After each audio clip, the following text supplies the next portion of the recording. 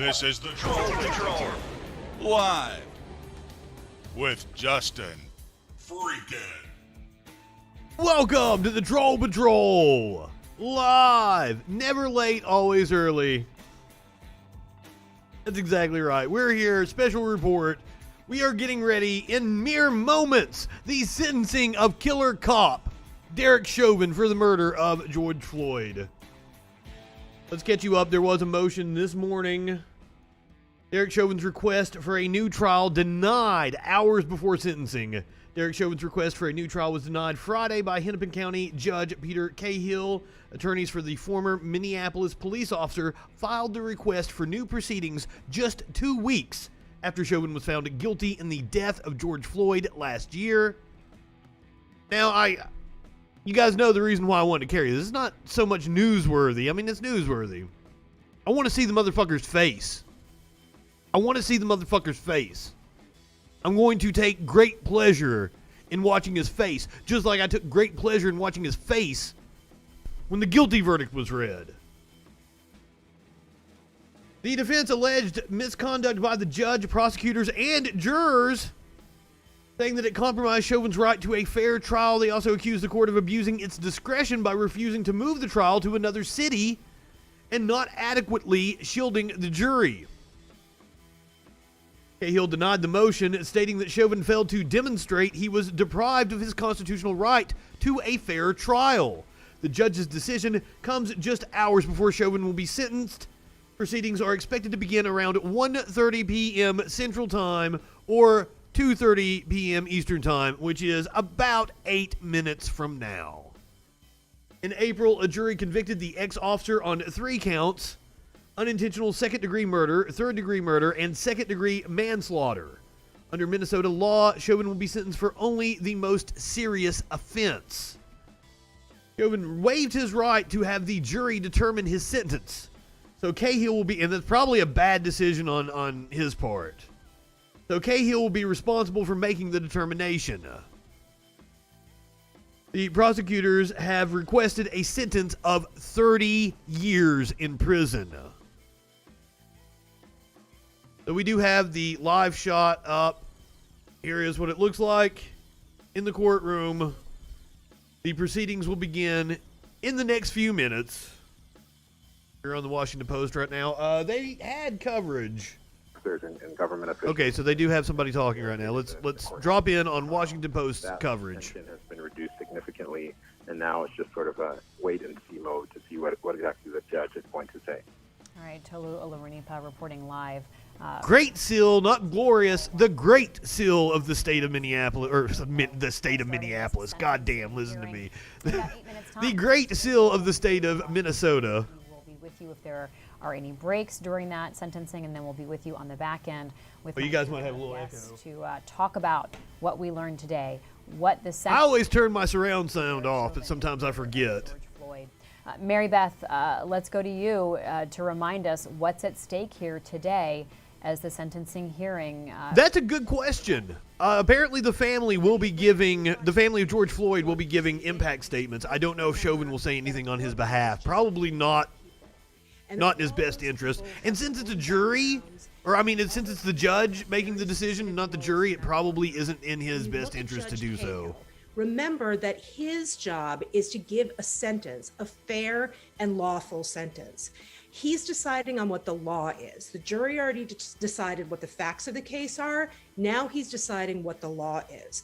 When you see the state, remember that their job is to look for justice.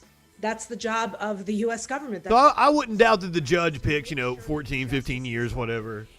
I think 14 was the sentencing guidelines. Remember this. He has one job. As a defense attorney, your job not high enough for this shit. The consequences of your convicted client's actions. That's his whole job, is to get Derek Chauvin the least amount of consequences for his murder of. Well, they did a really shitty job at that because, my God. So he has to follow the law. The proceedings that we watched, they incompetent. That's his only job, and that's why he's asking for probation. I feel like they went to the Rudy Giuliani Law School. Because of his lack of criminal record, also because Derek Chauvin's age. think he's in his mid 40s. And so if he gets 30 years in prison, that is almost, if not definitely, a life sentence. He might talk about What? No. If he gets 30 years, former, the life expectancy is like 76, 78. His job to pull anything out of the hat and to give it to the judge. He's probably going to get off with only serving 20. So no, ma'am. Bad job Judge Cahill did in running this entire trial. Honestly, Creed, most times I would not agree with you. Attorney, when you're saying, I agree with "Judge, you here. You did a bad job of running the trial, but hey, just give him probation. So that's going to be an interesting dynamic. And then, of course, the family member's job is to remind us that there was an actual person behind this murder, that George Floyd had a life. Of course, the right wing will tell you that, he held a gun to a pregnant woman's belly, blah, blah, blah, as if that had anything to do and so with the situation at hand. Specific role, watch for that and watch for whether you believe that they fulfilled their role today. And Mary Beth, you'll be joining us afterwards so we can sort of assess and decode exactly what we see. James, Mary Beth makes so many good points there, but one of them is this sort of tension innately in the system of Derek Chauvin's lawyer both saying, this should be declared a mistrial. This should totally be because of misconduct on the part of the judge, and then asking the judge for leniency. Going into this, denied that, but also, as she points out, asking the judge for leniency, trying to win over the judge. It is a classic tension that comes up in court cases like this. Yeah, in criminal cases, it would be malpractice for Eric Nelson, Officer Chauvin's attorney, not to go through these motions for someone who's been convicted, to lay the groundwork for appeal, which he did throughout the trial, and I expect that's what they're going to try to do. I think that that is a good point. Like, I'm sure the judge will just brush that off. He made a mistake. It's what the lawyers are supposed to do, because that was just not in the cards at all. It's clearly not going to happen. Especially that's one of the things that like Sparkles is a paralegal, and that's why I get into it with her sometimes, is because her job is to literally go as far as she can within the parameters, and then you have to work back, right? So she's making the most outlandish argument to see what she could get away with as a paralegal. So we do this when we're debating each other. I'm like, no.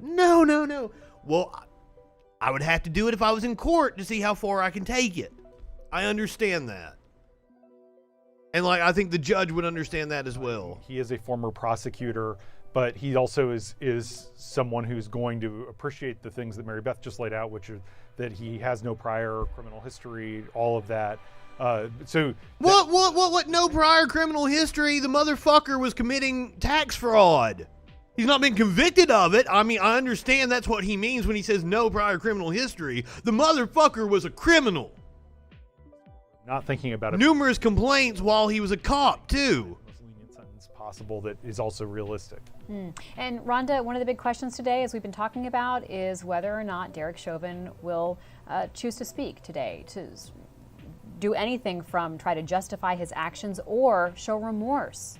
But it is a big question mark as to whether or not he will choose to speak. Now that I think about it, since it's the judge and not the jury, maybe it is in Chauvin's best interest to It was speak. very surprising because no one expected it, no one was given a heads up, and it was very brief. He expressed that he knew that he had the right to testify but decided to not do it. But it was kind of jarring because we've never really heard from him. In fact, I'm sure many people in that room, it was the first time they've ever heard his voice. So right now from the defense... I doubt it, since they watched the goddamn cell phone video, or not the cell phone video and the body cam video. Of course, as we've noted, he could get some leniency if he did say he was remorseful or made any sort of... He's not remorseful. None of these psychopaths are. Explain why he did what he did. To this day, I am sure Derek Chauvin thinks he was in the right, and that he's been fucked over by, social justice warriors. And he can't believe that people care so much for the criminal that he took off the streets. Seriously, I am sure that is exactly what he thinks to this day. Sitting in the courtroom right now, he is thinking that. To point out that he's also under... I don't know. He might not actually be in the courtroom. He's going to have to be walked in, isn't he? He's in custody. That happened before George Floyd. He also pinned down a young teenage boy back in 2017, and that... Yes, they're also seeking charges on that. That is a part of these federal charges. So again, hearing from him, they're definitely going to have to create some sort of balancing act if he is indeed going to speak because of that federal case hanging overhead. And we do anticipate, as we've talked about, hearing George Floyd family members speak because they will address the judge. Yes. They won't address Derek Chauvin, but they'll address the judge and continue to paint the portrait of the man that they lost. That all gets factoring in to sentencing as Judge Peter Cahill decides Derek Chauvin's fate. We do expect we should be getting underway any second now. Also stay with the Washington This is Post 1:30 Eastern or 1:30 Central Time. as it gets underway. 1:30 local time in Minneapolis is what time the proceedings are supposed to begin. Overhead. And so everyone will be watching very closely how this goes today and what exactly is said, not only for the sentence that is delivered today, but because it does set the stage for the next steps of the process. Absolutely, Libby. Everyone is watching.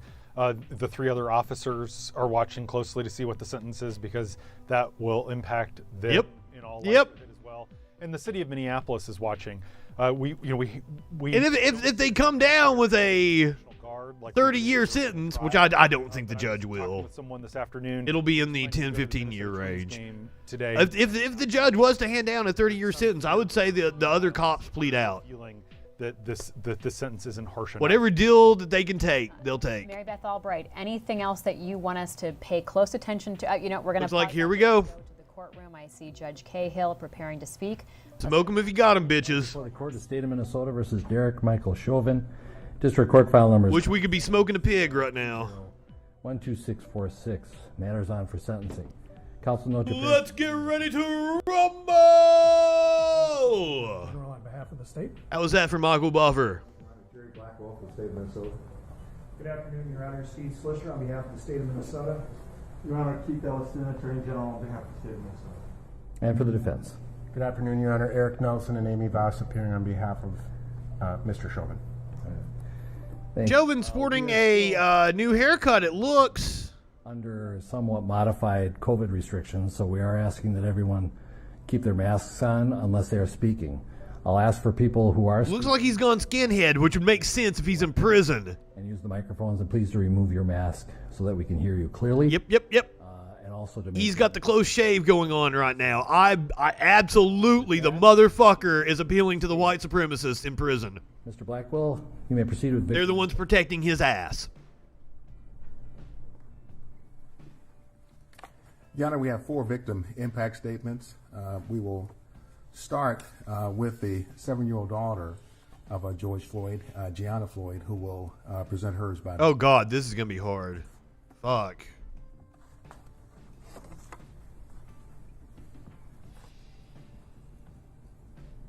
What do you miss most about your daddy? Well, I ask about him all the time. And that's kind of it. Yeah. Well, when you ask about him, what are you asking about? Well, I was asking, how did my dad get hurt? The fucking cops murdered him. Do you wish that he was still here with us? Yeah, but he is. Through his spirit? Yes. Yes. And when you see your daddy again one day, what do you want to do when you see him? Look at this motherfucker's eyes. He doesn't care, does he? What kind of games do you want to play with him? I wanna play with him, have fun, go on a plane ride,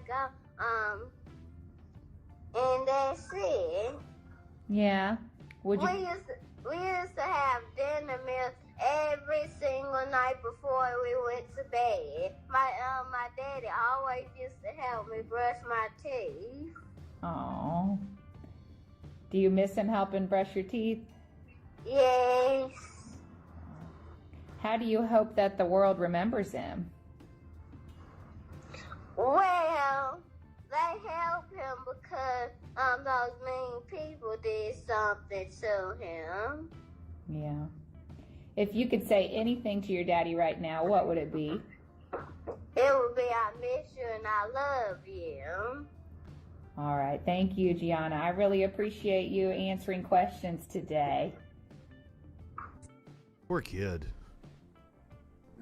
Yeah, fuck you, Chauvin. We'll hear from the nephew of George Floyd, Brandon Williams. Mr. Williams.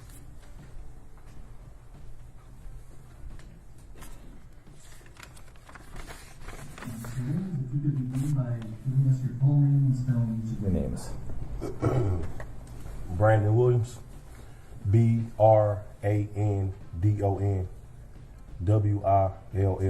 Williams. Thank you. You may proceed.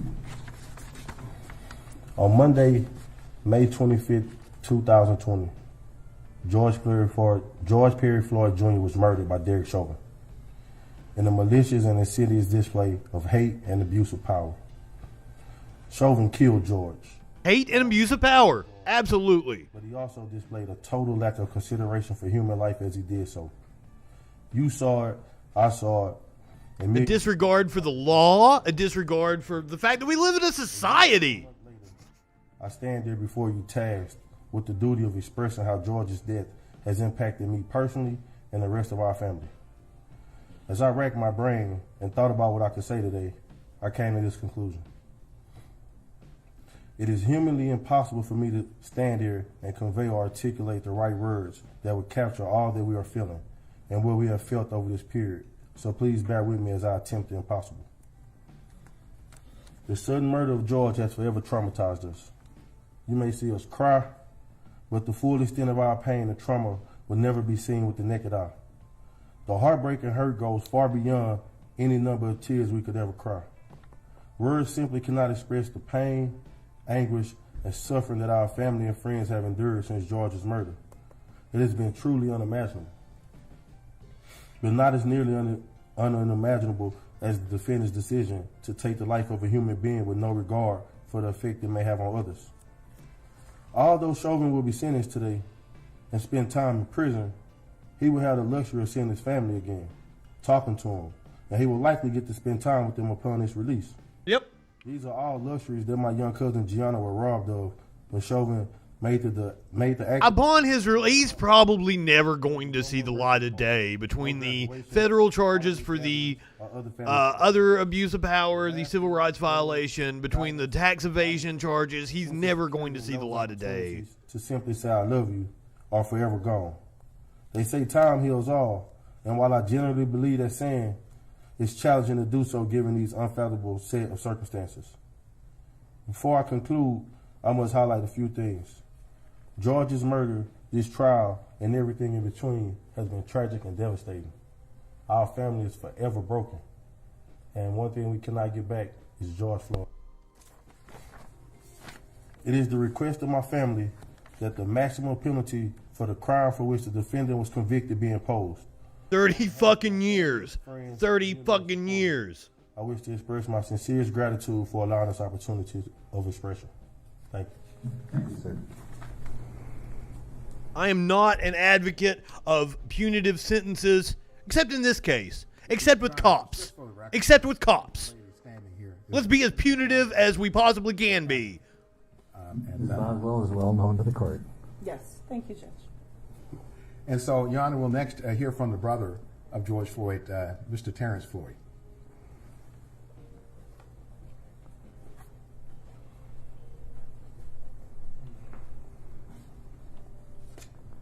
Overall, I'm against draconian sentences, except for cops. Yes. Terrence Floyd, that's Terrence,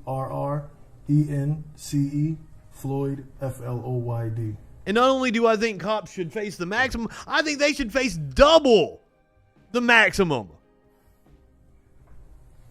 Or double the mandatory minimum. Represent my brother. Hold cops to a higher standard. On May 25th, 2020, My brother. We have afforded cops so much leeway in our legal system, and this is the result. Abuse of power. Beyond a reasonable doubt. Go ahead and fire me. I'm already fired. Abuse of power.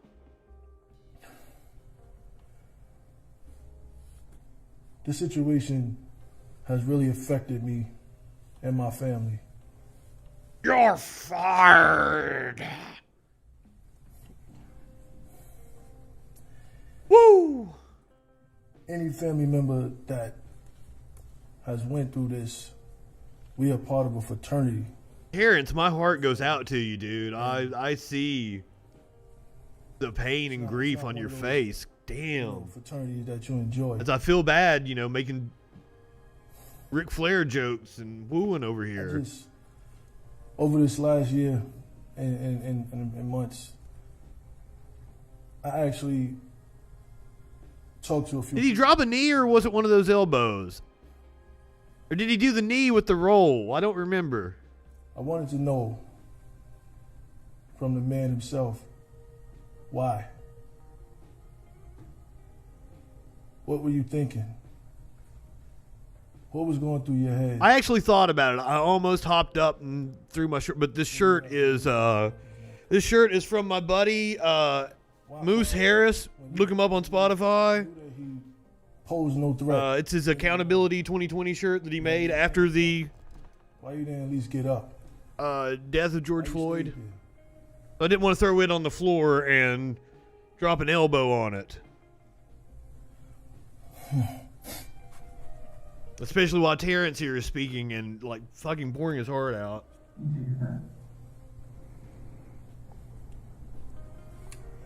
A month before. I'm not seeing anything in Chauvin's eyes that would indicate remorse, and he's able to look at them.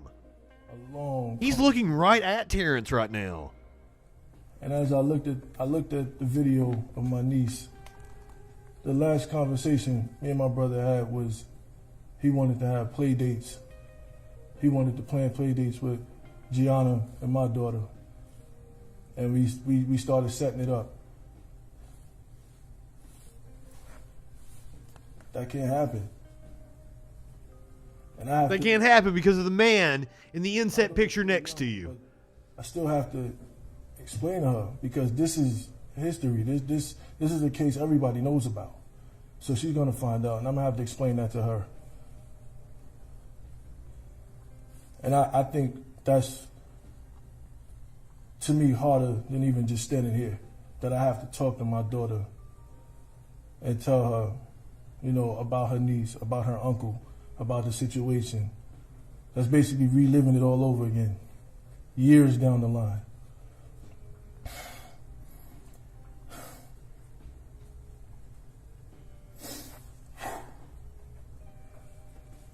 I'm here on behalf of my family, on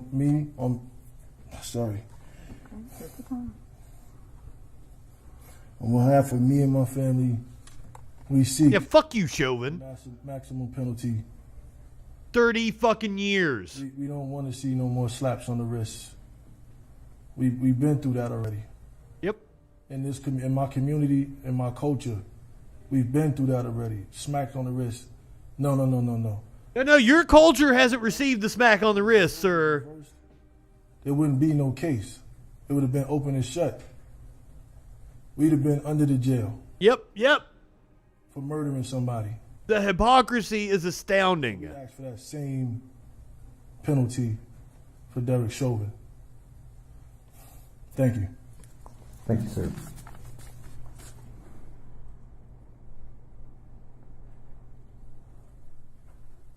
That look, that was interesting. The final victim impact statement for the state will come from George Floyd's brother, Philonise Floyd.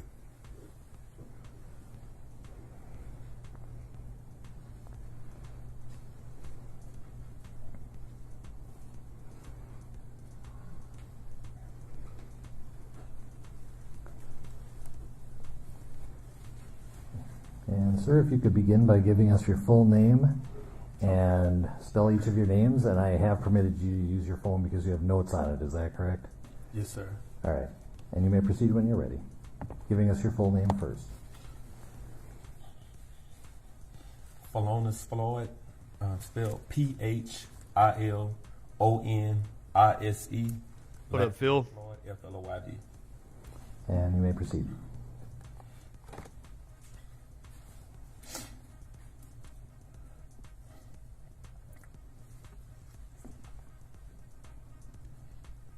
One year ago, May 25th, my brother George was murdered by Derek Chauvin and his co-defendants in broad daylight with a knee to his neck for 9 minutes and 29 seconds.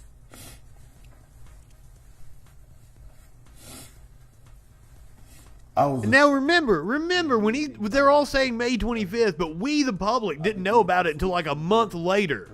And we wouldn't have known about it if it wasn't for the young girl, Danella Frazier, that was filming. The cops lied to protect this asshole.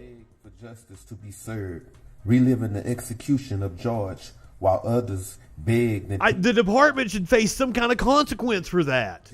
The fact that the other cops didn't bring this motherfucker forward shows that they're all guilty. There are no good cops. I constantly have hearing my brother beg and plead for his life over and over again.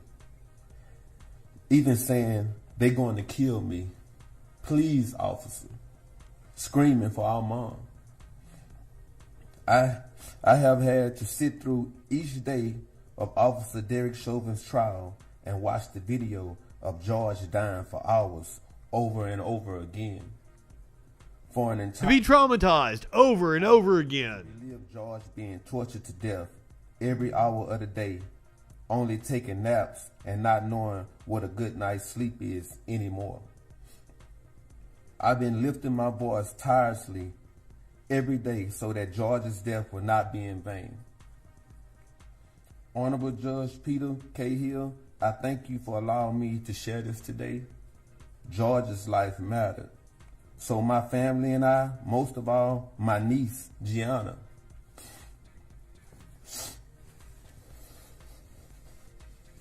Gianna being George's daughter that we heard from at the beginning. Gianna, she needs closure.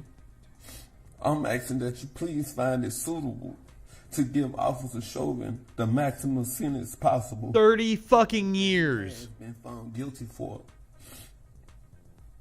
My family and I have been given a life sentence.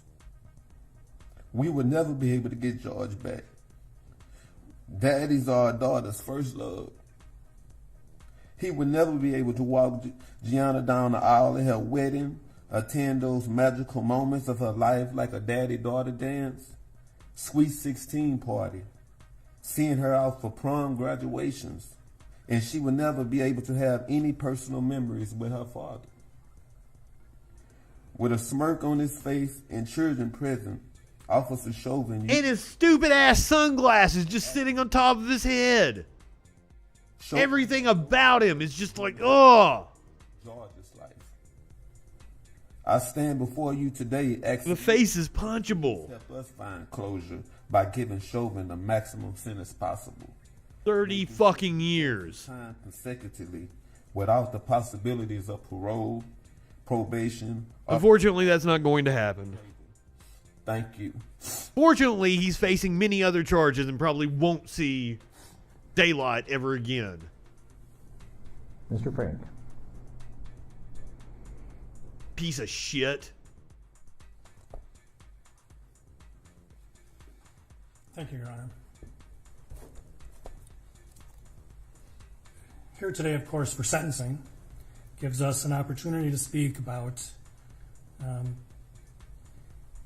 other matters that I think are involved in sentencing and where we are in the criminal justice system in the processing of this case. As a member of an elected office representing the people of the state of Minnesota, as well as people of the local community, I want to say a couple of things.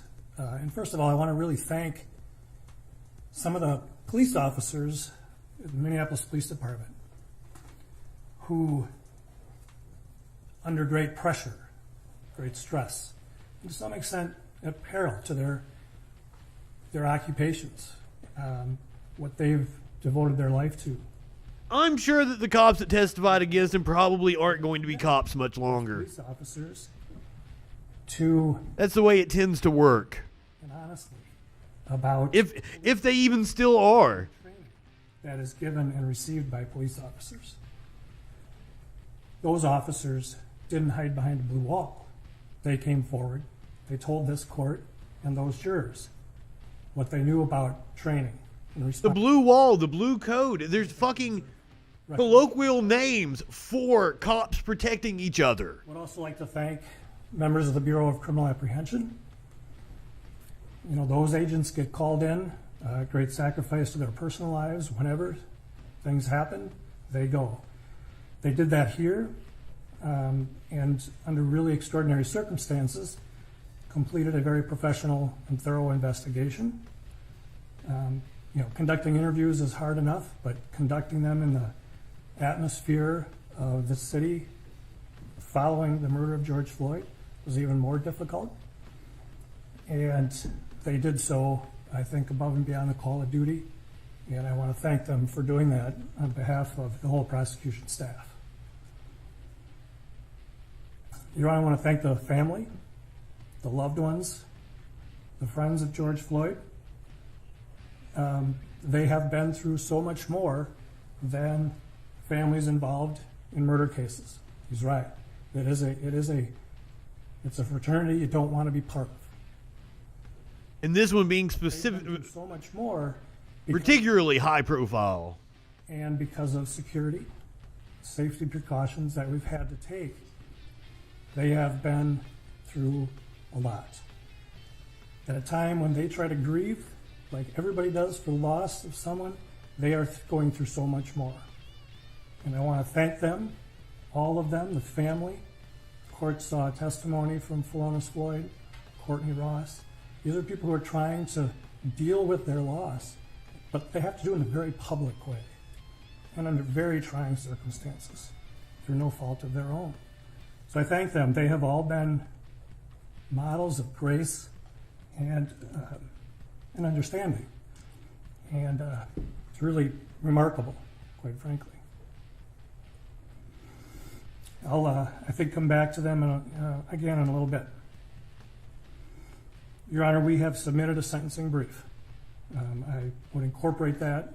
I guess I would incorporate my comments today into that memo. But I do think there are things that I want to bring out today in my arguments.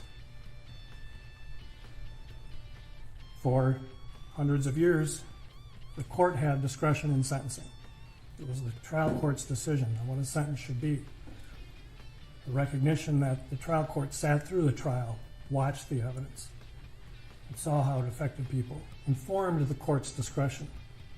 When the legislature passed the guidelines, in a legitimate attempt to try and even out sentences, they defined certain presumptive sentences, as we all know, for typical crimes.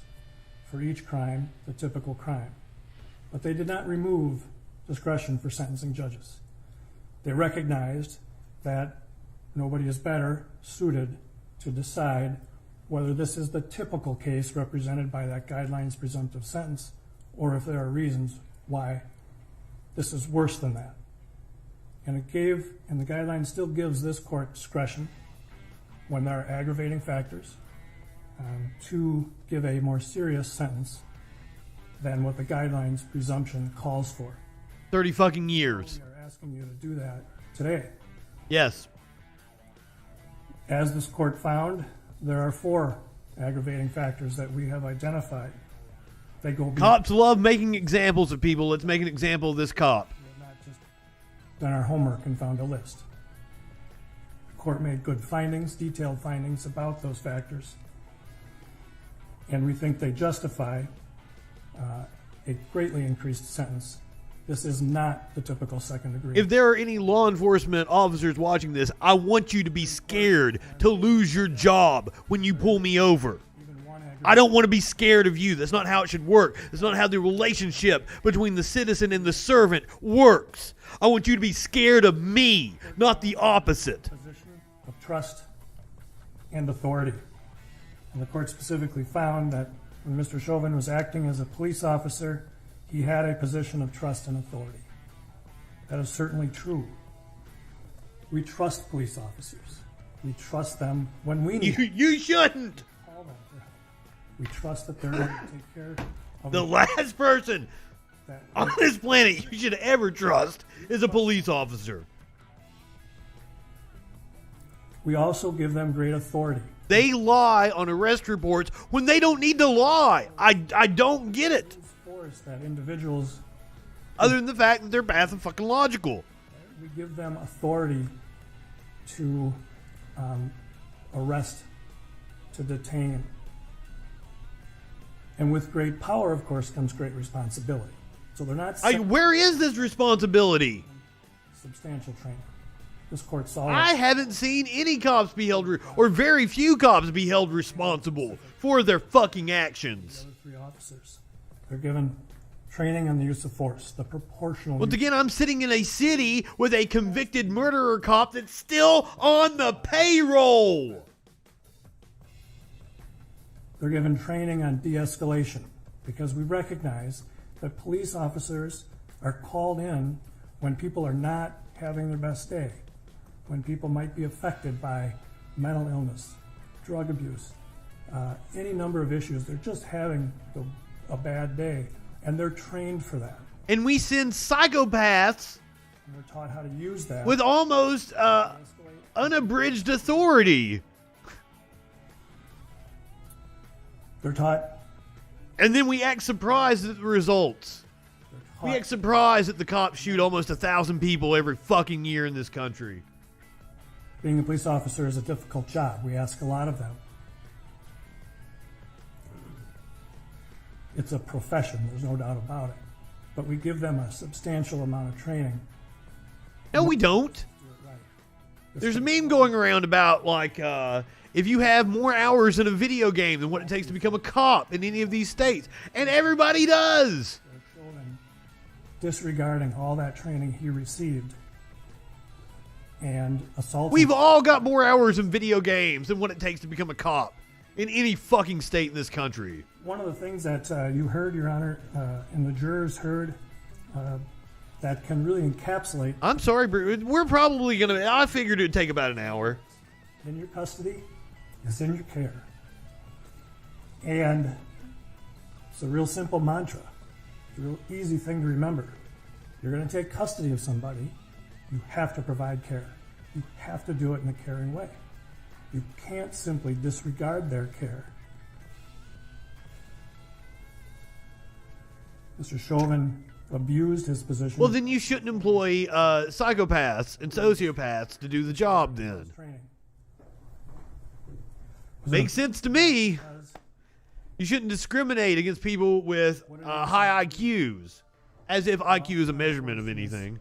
You know, criminal justice system to infer people's state of mind by their conduct and their statements. What was Derek Chauvin's endgame here? What was the plan? Seems apparent the plan was hold him down until we can dump him in an ambulance and no longer have him be our problem. Yeah. Recall he said to Charles McMillan, he's a big guy, might be on something. That's it. He held Mr. Floyd down as Mr. Floyd begged for his life. He had the other officers help in that regard. And rather than doing the simple... Yeah, that dumb fuck dude that was just standing there with his thumbs in the loops of his belt holder, just going, watching it happen. There are no good cops. We trust that arrestees will be treated with respect, reasonable force, and that their medical needs will be addressed. I'm paraphrasing from the court's findings. That trust was violated. Yeah, if you're making cube steak, I'd go ahead and go make your cube steak They will use and then come back and eat, and you'll see the ending. And this was a particularly egregious abuse of that force. Again, paraphrasing the court's findings. The typical second-degree murder does not involve that extent of abuse, of a dearly held position of abuse or a position of authority and trust by the community and by individuals of the community. Oh, but he might have died by the exhaust on the car. Well, why were you holding him down next to the exhaust of a car? I think tortured is the right word. We know that, I mean, we've all seen it. Mr. Floyd did not want to be in the back seat. That's it. And that's the rub. It was the need to get him in that back seat no matter what. And you what, like 6'6" motherfucker? Hold out of that back seat. He's a big old guy. I don't think he was that tall. Maybe 6'2" or something. He went down to the ground. I'm going down, he said. And he went down to the ground. We saw all 15 minutes. He was completely cooperative, except when he was having a panic attack, being put in a little ass back seat. He's placed on his side in the recovery position, like he should be, because he's trying to breathe. And then quickly placed prone on the ground, face down. Mr. Chauvin put his left knee on George Floyd's neck, his right knee on George Floyd's back, face down on the pavement. Had Officer King sit on Mr. Floyd's. And they took his arm and like bent it back. It's the craziest fucking thing. Mr. Floyd trying to pull his feet up. We all are going to fight to breathe. Everybody knows that fear when you all of a sudden realize you're having. We saw the photos of the abrasions on his face where they were pushing him into the asphalt. When you begin to feel like that is threatened. And you can see Mr. Floyd going through that. He tries to pull his feet up. But he's held down by these three officers while Officer Tao is looking on. He later, of course, goes to keep the people who want to help away. He's placed face down on this pavement so harshly that it rubs the skin off his face. Yeah. Injuries to his face from being face down on that pavement. He has injuries to his knuckles from tripping. Seriously, if I had life to do over again, I would be a lawyer. But it would be way interesting because I'd be up there like, this motherfucker right here held his head down on the ground. And Mr. Chauvin's response was, And I'd be found in contempt of court so often. Imagine what Mr. Floyd is going through. If we're going to talk about particular cruelty and torture, really try to appreciate what he's going through. He knows he's suffocating. We all know that feeling of not being able to breathe enough. And he's begging, he's pleading, and he's being ignored. His concerns are being dismissed by somebody who has taken custody. And of course he's going to try to struggle. He was kept in that prone position for 9.5 minutes and was suffocated. There's no other way to say it. That's particularly cruel. That is more cruel than the typical second-degree unintentional murder. Significantly more. This is not a momentary gunshot, punch to the face. If only we had some sort of this bill that has some rights in it that outlawed cruel and unusual punishment. That would be handy right about now. Children present, standing only a few feet from these officers. These children who were ages 17 and one child. But as I said all through the trial, I mean, multiple Fourth and Fifth Amendment violations throughout the interactions. Figure that out. Right? They showed the video like the 2019 confrontation with the cops, where the cops rolled up on him with guns drawn. You know, the development of the young. The same thing they did at the Cup Foods. And here you got a couple of It's a violation of the Constitution. You can't just do that. You can't roll up with your guns drawn on an American citizen. A man being suffocated by in broad fucking daylight. Stark sight that one of the children even says, we got to call the police on the police. How do you process that as a 9-year-old?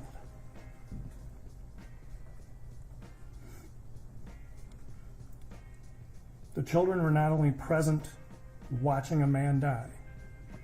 We've all seen, if you haven't, you really need to. Look at George Floyd's face. As he's dying, he's suffering. The children have to watch this. It's hard to watch. Police officers, and there are people around them wanting to help. And at one point, and sure, they got upset. And at one point, Mr. Chauvin points his mace, grabs his mace to keep Yep, at the citizens, because that's the contempt that law enforcement has for the citizenry that they are supposed to serve. The typical second-degree unintentional murder doesn't involve children standing feet away watching a 9.5-minute suffocation. A public execution. Yes, that was the first thing I said when they brought him out. He shaved his head. Also made a finding that Now, I will, to play devil's advocate, I would, if I went to jail not wanting to deal with my hair, that would be a thing. But it could also be a signal to the white supremacists in prison, like, hey, protect my ass. And being a convicted murderer cop, I would put money on that. Mr. Floyd down. They recognize. Though I want to be fair, like it might not necessarily be that, but if I had to bet, I would say that's exactly what it was. Even if he didn't overtly join a white supremacist gang, shaving his head like that was a signal to them. Watched most of the suffocation, and then only went over to keep people. So he shaved his head when he went into prison. One person who is, and he's had enough. Well, it's probably a state jail that he's in right now. He'll be going to prison after the sentencing. That was dismissed. Shaved his head when he went in there. It's had enough time to kind of grow back so he doesn't look like a total skinhead when he comes to sentencing. People from providing help. These were all uniformed peace officers, adding to that abuse. The so-called good cops that didn't arrest the dude that was committing a murder right in front of them. I'm not going to spend a lot of time arguing that. It's so outside of the realm of, I think, real possibility. This is a murder. I understand some of the arguments made on behalf of Mr. Chauvin. I understand. I don't. Well, no, I can't understand what his family members and friends are going through. I can't. But it's certainly not. Fuck him. For a departure. He brought it on him. For a second-degree murder. I don't give a fuck what his family is going through. It's his fault. They're going through it. I believe, Your Honor, that these 4 aggravating factors and the findings that the court has made certainly justify an upward departure. He can't hit up the keeps. Alone, but in a sense, not overlapping, but coming together to show this is not the typical second-degree murder. This is egregious. And this justifies a constitutional violation, multiple constitutional violations. Top of the box, which is 180 months, we're asking the court to do a double departure, recognizing all 4. 30 fucking years. Months. As I mentioned before, Your Honor, this is sentencing. This is the time for victims, right? This is the time for the loved ones of the victim and the community to have a say. Again, I commend this family. I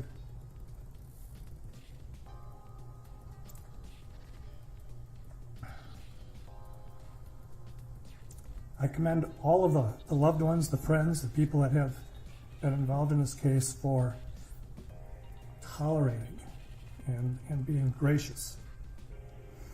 None of this, of course, can bring George Floyd back. That's very true. But this is the time for... I don't know that if I was the prosecutor, like he has now talked longer than all the family members combined. I don't know if I would have done that. Recognize that this harm you're going through is real.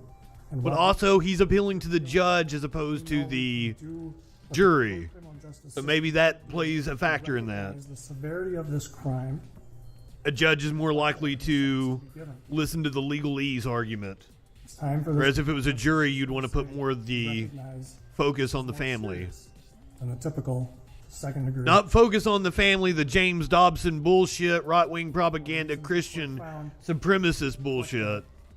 And give this court more than an adequate basis to do that. Your Honor, we ask the court to impose a sentence of 360 months. 30 fucking years. As you know, Your Honor, there are no fines in murder cases. And we would ask the court just to reserve the issue of restitution. We can clarify that with the family and present that to the court for 30 days. Well, I would assume the family is going to get a huge chunk from the city. And that's another thing. Hey, right-wingers, when are you going to get tired of paying out money for all these stupid-ass cops? Sorry, I just The millions upon millions that municipalities pay out every fucking year for the abuse of cops. Why don't you go add that up for us, you fiscally responsible fucks? So here we go. So this is Chauvin's mom. And proceed when you're ready. Carolyn, Carolyn, Palenti, Pawl. What's up, Carolyn? I'm sorry that your son is a piece of shit. You are probably a lovely lady. Derek Chauvin. I am here to. I don't know. You raised a psychopath. I don't know. On November 25th, 2020, not only did Derek's life change forever, but so did mine and my family's. Derek devoted 19 years of his life to the Minneapolis Police Department. November 25th, I'm assuming that's the day he was charged. To hear Not May 25th when he actually committed the murder. public and prosecution team believed Derek to be an aggressive, heartless, and uncaring person. We don't believe it. We knows it. We saw it. Far from the truth. Bullshit. My son's identity. Ma'am, you were rubbing me the wrong way already. As a racist. Probably. I want this court to know. I mean, just given the statistics on cops, it's likely. And that my son is a good man.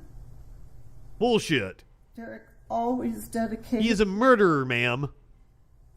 And time to the police department. Even on his days off, he would call. He was probably out harassing people. Just like he harassed that teenager. Just like he was committing tax fraud. Ma'am, stop. Selfless man. I'm sure she is grieving hard right now, but god damn. For his own. The public will never know the loving and caring man he is that his family does. Even though I have not spoken publicly, I have always supported him 100% and always will. Derek has played over and over in his head the events of that day. I've seen the toll it has taken on him. I believe a lengthy sentence will not serve Derek well. When you sentence my son... Oh, it's not going to serve Derek well. It's not about Derek. Sentencing me. It's about us showing that cops can't get away with abusing their power. I will not be able to see Derek, talk to him on the phone, or give him our special hug. Oh, wow. What about George Floyd's daughter that we heard from just a little while ago? His father and I most likely will... You may one day give Chauvin that special hug, whatever the fuck that means. But George Floyd's daughter is never going to see him again because your son is a murderer.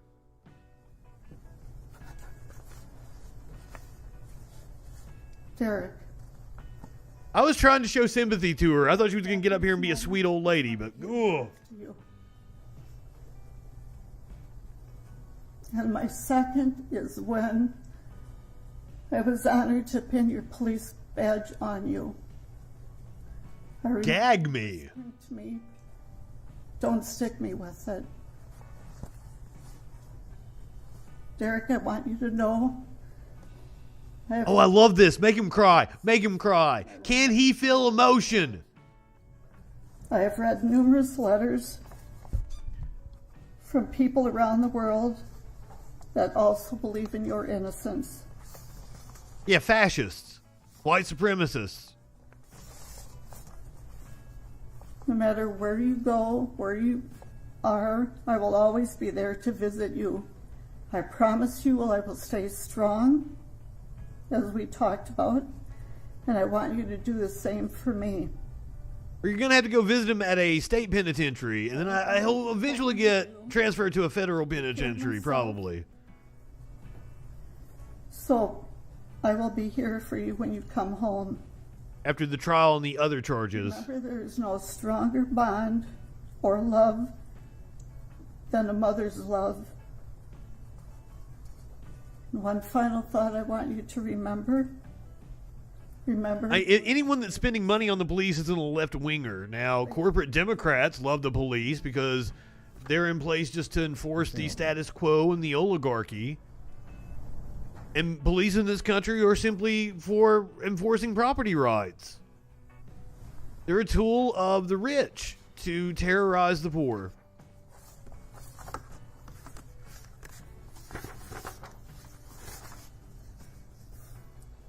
Thank you very much, Your Honor. Exactly. Not a single mention of the man he murdered. Or his family. I do not intend to. You would think, like I've seen in trials like this, I've seen the mother get up and talk about I know what you're going through. It's horrible. The court is very familiar. Yeah, this dude is a joke. And the parties have fully briefed the court relevant to the sentencing factors. And we recognize that in any case, any sentencing that comes before the court is tasked with a difficult job. This will be the dude defending Trump in his upcoming legal battles. Of justice, a rather nebulous term. The court must take into consideration the victim impact, public interest, as well as the circumstances and the history of the defendant. And in this, the history of the defendant is that he's a criminal that abuses his power. Any of us have ever been involved in, that task is exceedingly more difficult. In my remarks today, I just wish to briefly address each of those three considerations, starting with the public impact. As I believe we are all cognizant of, this case is at the epicenter of a cultural and political divide. I'm guessing we're not going to hear from Chauvin during trial and make this case about the facts. Small towns are the worst. What has happened? All police are corrupt, but the smaller, more insulated they are, the more corrupt they are. Who will view any sentence you pronounce as overly lenient and insufficient to satisfy justice. But there are an equal... I'm going to be pretty happy with 30 fucking years. I'm totally cool with that. Overbearing. I don't think 14 will satisfy justice. Some percentage of the public... I can't remember if it was 30 years exactly or 32 or whatever they were going for. The intensity of the public interest in this case... Yeah, 30 years, that's what they requested. I trust that the volume of correspondence that each of us has received from the public at large is indicative of these very sentiments on both sides. As I was informed just yesterday, the Attorney General's office established a website, web submission, to accept community impact statements. Again, in my understanding is in a little over 2 weeks they received over 1,000 submissions. Yes, the LAPD and the NYPD are insanely corrupt. My very best estimate, since my representation of Mr. Chauvin began... I guess it is kind of hard to quantify, who's more corrupt. Yeah, I'll give you that. All right, I'll back off on that statement. And hundreds. But it's a lot harder to expose it on from both sides. In a small department. There's a lot less scrutiny. And I expect that Your Honor has likewise been inundated. I don't think he's ever going to get out. I think between the tax fraud and the federal charges, I don't think he's ever going to see the light of day. You're probably right. He is going to get around 10 on this. It goes far beyond what happened on May 25th of last year. It has been at the forefront of our national consciousness, and it has weaved its... But his mom thought November 25th nearly every facet was the day of consequence. The that we consume. May 25th was just another day on the job to her. Like he was doing his job on May 25th, November 25th. That is when the public turned on him and painted him as a man that he's not. Proverbial dust settles. The community impact brings forth principled debate. You all saw it. I was ready to be sympathetic towards her. Leaves a positive effect on the city of Minneapolis. She got up there spouting some bullshit. But nevertheless, while this court may consider the community impact, it is for these very same reasons that the court must turn to the foundational legal principles. And remember that justice is blind.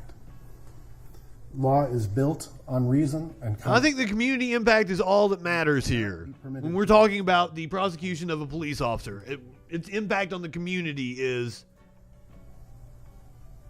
turning to the number one priority. Which is the victim impact, the death of George Floyd. The death of George Floyd was tragic. Not only could cops plant something, they probably will. Like, they are that underhanded. And his death is justifiably mourned. I've said it over and over and over again. They will lie when they don't even have to. So I do not trust them at any point in time. If they are trying to search my vehicle, they are trying to take me to jail. The impact and the loss of his life. Refusing a search is probably not a good idea, to be honest with you. It is your legal right, but they're probably going to search you anyway. The best way to combat it is, like, I hate to say this, you need to have a camera in your vehicle. If you don't have a camera on your vehicle, you need to have your phone running. The moment those blue lights hit, grab your phone, put that up in the dash. But if you can afford to do it, and it will come in so handy for you in a situation like this if it ever comes up. Also in wrecks or anything, to have a camera on your like mirror or up on the dash. Derek Chauvin spent one that can like turn, so you can have it towards traffic, so you can see traffic accidents and shit. That can come in handy with your engine, and they're so fucking cheap now. You can get one for like less than $100. Save you money on insurance, turning things in. You've got fucking evidence. If you ever have to go to court for a traffic accident or a traffic violation, you've got evidence. Solid police officer, that he did his job. But they're like, any interaction you have with law enforcement, record.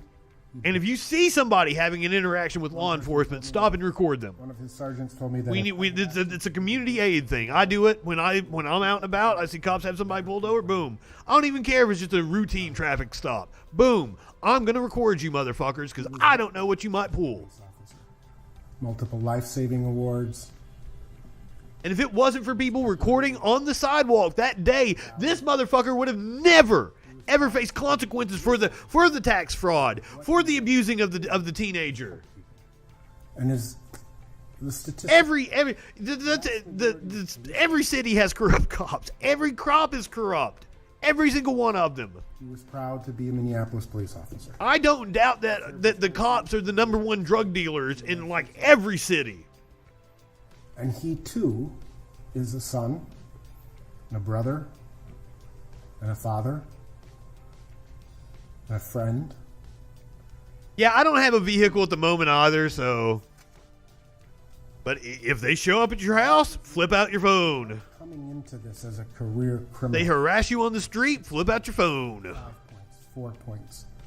He's coming into this never having. I've got a socks being all weird over here. I don't know what he's doing.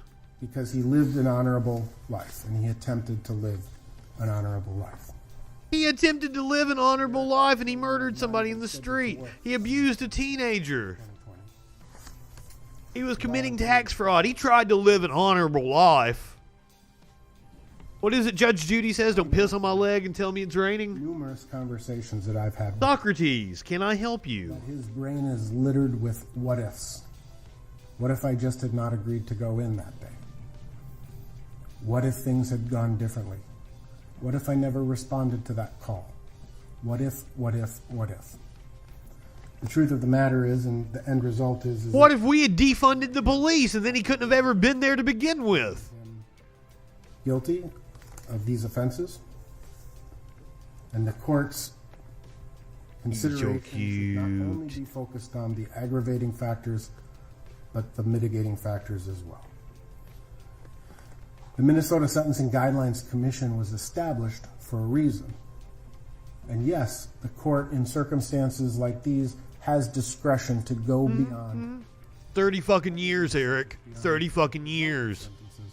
Established by the sentencing guidelines. But the sentencing guidelines don't differentiate between second-degree murders. Someone robs a liquor store, a police officer is involved in an incident, and a person dies in police custody. Even the judge is bored with this fucker. The law presumes, the legislature presumes, that the sentencing guidelines, as established, is a sufficient penalty for all of the second-degree murder categories, or cases, you would say. How many court proceedings have we watched this year on stream where there have just been incompetent lawyers? A total of 90 people were sentenced for second-degree murder. Remember the impeachment here? Those people, there were more than that, but people who had a 0 criminal history score. More than 90 people were sentenced. 67%, or 60 of those 90 people, received a guideline sentence of 150 months. So 2/3 of all people in this same position received... Got a 66 and 2/3% chance. Received an aggravated sentence. 18 of the 90. And 13%, or 12 individuals, were granted mitigated departures.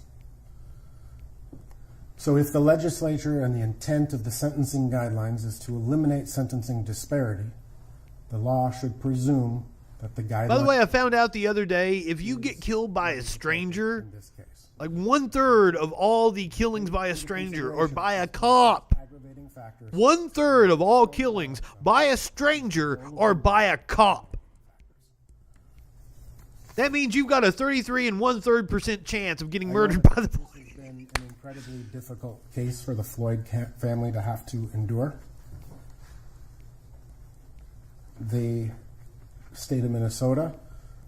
Oh, wow. Likewise, prosecutors in this case. Okay, so is it legal? Did the cops show up? Did you tell them what's going on? Mr. Chauvin's family.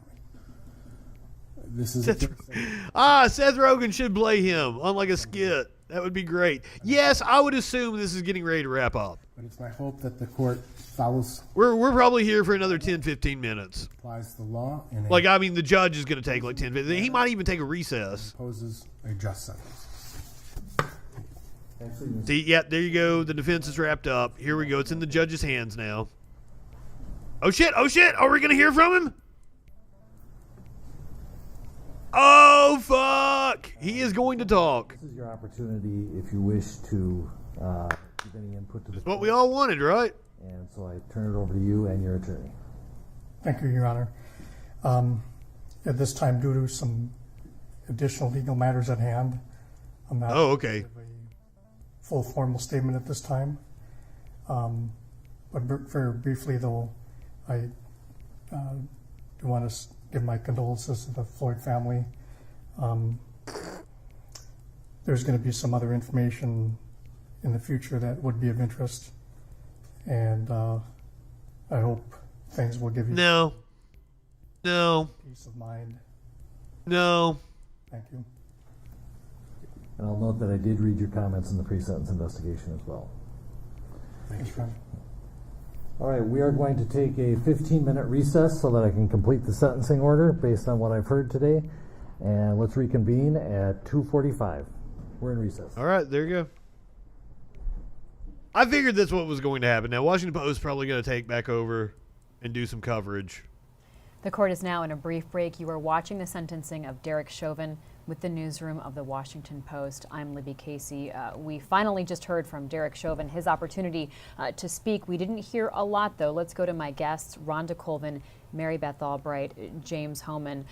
So, Rhonda, we were all watching to see if Derek Chauvin would express remorse.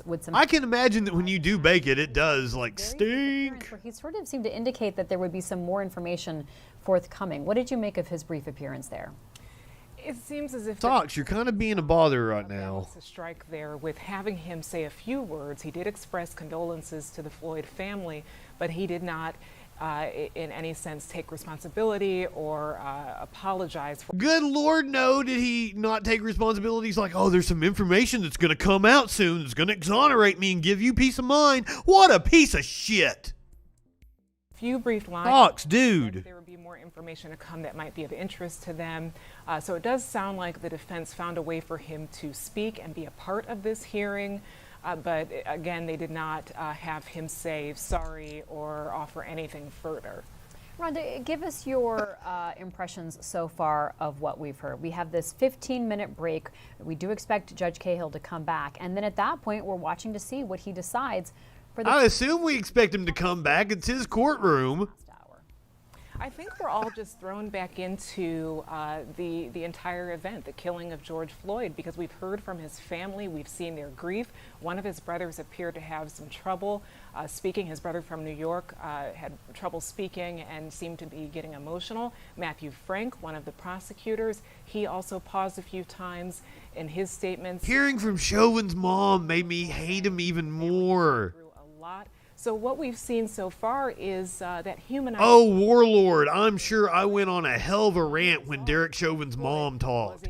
Oh, when she first came up, I was talking about like how I felt sympathy for her, what she's going through and everything, and then she got up and spewed some absolute bullshit, and I ran that old lady down. And I thought it was particularly poignant that the prosecution started off with a video of his daughter, his young daughter. Exactly, it's a civil matter. Almost hard to watch in a sense when you know this little girl will not ever have her father, will not be growing up with him. Yeah, and Chauvin's mom getting up and talking about how she's never going to get to give him a special hug again. Oh my God, I was sickened. And she never mentioned the family. She never mentioned George Floyd. And she talked about the day that Chauvin was short, like our world's changed on November 25th. Not May 25th when the dude murdered a guy. Over a period of time. We also heard by far, like, just shirking responsibility. That was important. But these are the people that say they're part of the party of personal responsibility, because you know Chauvin's a Republican. You know he's a right-wing fucking asshole. Was anyone there to support Chauvin through all of that? We were told by pool reporters that the chair that the courtroom had set up for a Chauvin supporter was empty. In fact, they took it away at one point in the trial because nobody was coming for him. So to hear from his mother, she talked about the anguish she's gone through. She said her son isn't a racist, and it's hard for her to hear how the prosecution has painted him. But yet he almost certainly shaved his head to appeal to white supremacists in much condolence to the Floyd family. Jail and prison. About her grief. So that is important to remember, that there are so many people affected by this situation. But of course, George Floyd's family, hearing from them, I think we're all reliving that anguish and remembering these people are now going on without their brother and their loved one. Yeah. About Derek Chauvin's mother. Well, if Floyd had lived a better life, he'd still be here, blah, blah, blah. Is their kind of argument. You're exactly right. Family members of George Floyd testified. And that's what I'm saying. The right wing, the authoritarian types that talk about personal responsibility, they only throw personal responsibility around for other people. They never take personal responsibility. He asked Judge Cahill to give Chauvin the maximum sentence. At one 30 point, fucking years. Addressed the defendants. Rocky, I was hoping you would show up. I knew you would enjoy this. I wanted to know. And you came just in time. We are currently on recess. We got about probably 10 minutes. What were you thinking? Maybe 15. He said he would take a 15-minute break. I don't know exactly when that was. It wasn't that long ago. Knee on my brother's neck. 12, 13 minutes maybe until. Why? When you knew that he posed no threat anymore. Yes, the lawyer for the AG's office did a good job, as he always does.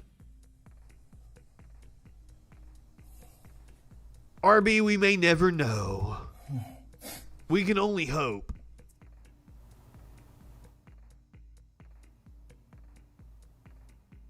Terrence Floyd giving a victim. I was really hoping when Chauvin's mom was talking that he would break down. Both in the way he did not. It did kind of look like he might cry there for a second. This has been so traumatizing. But also, I kind of believe he's a sociopath or a psychopath, so that might indicate that he was trying to make it seem like he was trying to cry. Murder as a cause of death is especially horrific for loved ones to grapple with, as opposed to a death from natural causes, and sort of how this has haunted them, how this specific death has haunted them for the past 13 months. Absolutely, Libby. We heard about, the how they're not able to get a full night's sleep. The video conversation with his 7-year-old. It's haunted me. The fucking cops haunt me. It seems like she hasn't fully grasped that her dad isn't.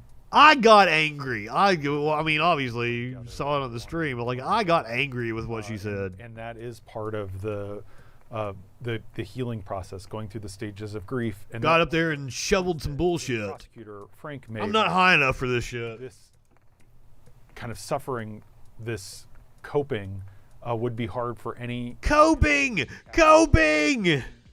It's maximum cope. But it was compounded by, 1, the fact that it was a murder, 2, that it happened during the pandemic, and 3, that this trial generated such international attention and that they were thrust immediately into this cultural flashpoint, into the presidential campaign, and that they all of a sudden saw their brother or their cousin or their dad used as a symbol for something bigger than him when they were trying to cope with the idea that they had lost. Yeah, that's wild. And they knew George Floyd not as an idea, but as a man. And I do think they came across with those 4 really pretty actually concise victim impact statements coming. I need to take a little water out of my bong and put some more ice in it. Hold on. James, let's talk about the flip side of this, the defense, and what we did hear from Derek Chauvin and what we also heard from his mother. Yeah, and so Eric Nelson, I thought it was striking that he didn't lean into making the case for probation. Obviously, he knows that Judge Cahill's not going to give probation. So you heard him, it actually sounded much more practical than he had in his briefs. And it was important to hear from his mom to highlight that he is, a son, and that this has been hard on him. I thought that there were some efforts there with her statement and with what Nelson said, where Nelson said, my client is always asking himself, I know from conversations, what if he hadn't signed up to work that extra shift that Memorial Day? What if he hadn't responded to that call? And similar. What if you hadn't been a stupid ass cop? What if you done something productive with your life? He has agonized over this. He's beating himself up over this. And the reason that you had them saying it instead of Derek Chauvin himself saying it is because Chauvin doesn't want to put himself in more legal jeopardy when these federal charges are pending. So they were trying to get across that there is this sense of remorse, but it is much less. Yeah, he's got a sense of remorse that he got caught because we have a pattern of behavior than coming from the defendant himself. He was a criminal. Some of that emotional plea that Derek Chauvin's mother made. Oh, God. That she hopes that he will consider the fact that she will probably not even be alive once he's out of jail if he's given the full sentence. And she also said that she his innocence. Let's watch. My son's identity has also been reduced to that as a racist. I want this court to know that none of these things are true, and that my son is. I'll tell you what is true. Derek always dedicated. He had a reckless disregard for the life of a black man. We know that is a fact. Now, are we extrapolating that he's racist because of it? Yes, ma'am. But we know for a fact that he had a reckless disregard for the life of a black man. And selfless man. He has a selfless. And he always has put others before his own. Or he could have just not committed murder. You're right, Tones. You're right. The public will never know the loving and caring man he is, but his family does. Even though I have not spoken publicly, I have always supported him 100% and always will. Derek, are you guys ready? We're about 20 minutes away. Had the events of that day. I've seen the toll. For sure, from the verdict, because the judge is probably going to say some shit. It's probably going to take another 5 or 10 minutes once the judge comes out. Serve Derek well. It's not going to be a cut and dry thing. Sentence my son. He will also be sentencing me. About 5 minutes until the proceedings resume. Derek Chauvin's mother giving a statement to Judge Cahill and to the court before. Well, I mean, everything is legal if you just don't pay attention to the law. Courthouse as soon as Judge Cahill resumes this hearing today. James Homan, it is, judges have to grapple with this, right? They are used to hearing victim impact statements. They are used to hearing family members or even the person convicted plea for leniency. So this is something that he's used to hearing. This is going to sound really weird, but that dude, the reporter, has some really pretty blue eyes. The focus of what she was there. They're like piercing through the screen at me. Lacking, James. It wasn't just lacking. It was striking that you're absolutely right, Libby. But she said, I still maintain and believe and am certain that my son... He's not even my type, but I kind of want him to like caress me to sleep or some shit in his bosom. Telling her that they also believe that Derek Chauvin is innocent. Eric Nelson said he has heard... Stare at me with those eyes, dude. Police officers defending Chauvin. What that illustrates is a lack of remorse. That they don't think that he's guilty, and that exactly farther than she needed to go. That's what I said. Get to balancing, as you put it, the aggravating and the mitigating factors. And so I thought that kind of illustrated that they really don't think he's guilty. And something that is a relevant factor in sentencing is the remorse of the convicted murderer. And you could tell there at the end that the public will never know the loving and caring person that he wasn't. Condolences to the Floyd family without apologizing. But ultimately, we have not seen remorse. It was jaw-dropping. Jaw-drop. I was ready to be on the woman's side, show her sympathy, say I understand what you're going through, but holy fuck, she showed no sympathy for anybody else. It was all about her and her perfect little son that could do no wrong, and that, like, I turned on her. You know, Libby, there are community members that are gathered sort of along the perimeter of this square, and I think everyone is just on pins and needles waiting to see what that sentencing will be like. I'm joined right now by Alexis Collins, who's an activist. Alexis, you've been out here on the square. I'm a Derek. That's funny to me because I'm a Derek. Sort of the conclusion of the legal process of this comes to a head. I just feel like today it's been a long process just to get sentencing, and I feel like everybody that been... I mean, I understand, like, it's his mom. A mom is going to... We don't want 20, we need 30 as a maximum. Go through a lot of cognitive dissonance. But I mean, just to not even... What will that be like if the sentencing is not... She couldn't even put herself, like, as being a mom to George Floyd. She couldn't put herself in that position and understand what George Floyd's daughter was going through. Building force, getting shot by bullets, getting maced, getting... Like, that's the thing is every... Like nothing, because it was just... When I've seen trials like that, where, you know, it's the defendant's family get up, usually they sympathize with the family of the victim. And that's how they show that they have sympathy and remorse and everything. No. Chauvin's mom did the exact opposite. She got up on behalf of her son, probably at his behest as well, to make a speech about how innocent he is. Yeah, you're right. It's indicative of his raising and her morals. Aggrieved white people. Exactly right. Okay. Oh no. I don't like the name Derek, and like I probably shocked some people saying it on stream that my name is Derek. It's my middle name is Justin Derek. Now you see why I go by Justin Freakin, right? When I was in 8th grade, my mom, as punishment, made me go to a Christian school. Because I got into some trouble my 7th grade year. So in 8th grade, I go to this whole new school where nobody knows me. I try to go by Derek instead of Justin, just to switch it up. My mom about beat the shit out of me. Your name is Justin. You don't go by Derek. You named me that. Sorry, we got a little off topic there. Coming up, the judge should be walking out any minute now. And I have been given a life sentence. When you put that together with Carolyn Palenti's statement, when you sentence my son, you will also be sentencing me. I think it really highlights the tragedy of this case.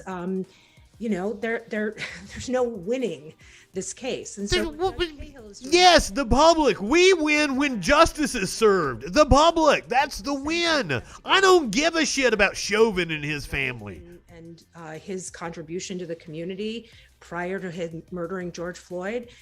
He's thinking about impact statements, including... Yeah, Jared's have had some hard times, that's for sure. Balancing that with the sentencing guidelines, which are guidelines that's been given to him. And I did not know that there is like some old footage of Jared, like people like talking about him, like how he's like... Now, something very important. Great for kids' parties and shit. Like, there's like some really weird footage of people like introducing Jared when he was the subway spokesman. Lawful sentence. It does not age well at all. Yes, you can. I think it might have been somebody on YouTube put a supercut together. It might have been John Oliver. It might have been one of those, and now this on John Oliver. So he's bringing all those things into account, sitting in his chambers and thinking to himself, what is the right sentence? What is the right debt for Derek Chauvin to pay for his murder? Mary Beth, we heard the prosecutors, Matthew Frank in particular, talk about what they believe are the aggregating factors, these reasons why the judge should go beyond what might be sort of 30 fucking years sentence, and they went through what those factors were. What do you guys think? Everybody in the chat. Those with us, and also, what do you think he's going to get? Careful to say that they don't overlap, but they come together, because in the sense overlapping might sort of make them a little less potent. But he's saying that they all kind of knit together to fortify his case that Derek Chauvin should get 30 years in jail. Penny bags, the judge is probably going to split the difference somehow. I think it's going to be 14-15. Both the state and Chauvin's lawyer. Rocky, you're right. The judge does look fed up. The typical second-degree murder. Both of them believe that this is not the typical offender, right? The typical murderer. Which side do you think that falls on? Whether that is for an upward sentence, which is for... I'm advocating for 30 fucking years. That's my position. I think realistically the judge is going to split the difference. It was interesting to me that the state really chose to focus on those four factors, to get really granular about the events of that day, and the four factors being the abuse of authority. So 20 is a good possibility. Talked about was 15. You had custody without care, right? That you had this man in custody, but you weren't giving the duty of care to him. Another one was the particular cruelty of the crime. This gave the state an opportunity to talk more about just how awful it is to be choked to death while you're lying on the ground. So any minute now we should be seeing the judge. He's probably going to talk for a little bit. There were children present. There was a 9. Also, especially if he has higher political ambitions. In one of his briefs said, in this high-profile case, he's going to talk out of his ass for a little bit. Didn't even recognize that argument. I mean, just to pause you there, in other words, Eric, the attorney for Derek Chauvin was trying to say, look, smoke him if you got him. Gunmen holding people hostage or shooting someone in front of their children or something, that these were passersby unrelated to George Floyd who could have left. But we don't get a sense that the judge buys that. We know that the judge didn't buy that because he has already issued a ruling. I think it makes it worse that it's passerbys watching a cop do it. I think that makes it more egregious. These are things that call for an aggravated sentence. The judge has already said, yes. 30 fucking years. Were present, and so there's going to be an aggravated sentence. And I cut you off from the fourth one, so give us the fourth one. The fourth one is that there were 3 You cut her off again. With the offender, and so it gives sort of the idea. This is not. It gives the idea of yes. RB, I agree wholeheartedly. And people are like, oh, if George Floyd wasn't committing a crime, the fucking cop was committing tax fraud. His tax fraud was far more egregious than the stupid $20 bill, which George Floyd, even if it was counterfeit, George Floyd may not have known that it was counterfeit. Old ladies pass off counterfeit bills all the goddamn time and don't get the cops called on them. They're like, oh, you must have got a bill passed from another place. It's just out in circulation. Let's report it. We'll get it taken out of circulation. The cops will fucking search it back. They're not going to actually slam you on the fucking ground over a counterfeit $20 bill. Unless you're black. Then they'll come up to your fucking car with guns drawn.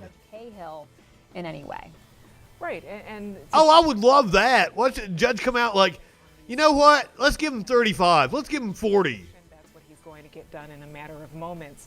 But that federal case does linger over this. We saw Derek Chauvin made his first court appearance on June. Yeah. Virtually in federal. Well, I mean, that's one of the reasons why we want 30 fucking years to make sure he serves at least 10 or 15. Is Judge Cahill to make a decision based on these state charges. So from what we've read from people who know Judge Cahill and his thinking, he may fall somewhere in the middle. There's also another important case that I don't think we've talked about. It happened with another Minneapolis police officer a few years ago. His name was Mohammed Noor, and he shot an Australian woman who called. She reported that she was hearing sounds that sounded like a sexual assault near her home, and she was shot by this officer. Now, a couple years ago, he was charged with murder and convicted, and he got a sentence of 12. You would think murder would be one of those crimes. Sort of framework or any crystal ball we could look at, it could be that case. All right, Rhonda, let's go. Here we go. To the courtroom and Judge Cahill. On the record. Well, first of all, I wanted to thank everybody for being here and for providing the input you did. Not just the people who were in the courtroom here, but also those who provided written statements. He seems kind of no nonsense. He may not get verbose with this. And the defendant's family. I've read all the impact statements that were submitted earlier and listened carefully to all the input here today. And it is not high enough for this shit. That you took the time to stay with this case and to provide me with input. I have reviewed the pre-sentence investigation and carefully considered all the facts of the case and the law. But my comments are actually going to be very brief. He's no nonsense. Most of it's going to be in writing. I have a 22-page memorandum that is going to be attached to the sentencing order. And why am I doing it in writing? To emphasize the fact. I mean, there's other things going on in Minneapolis right now. They're protesting other cop killings already. It's applying the rule of law to the facts of an individual and specific case. And that is why, as opposed to trying to being profound here on the record, I prefer that you read the legal analysis that explains how I determined the sentence in this case.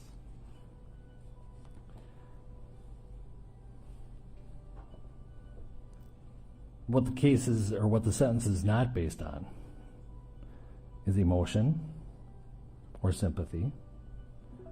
But at the same time, I want to acknowledge the deep and tremendous pain that all the families are feeling, especially the Floyd family. You have our sympathies. And I acknowledge and hear the pain that you are feeling.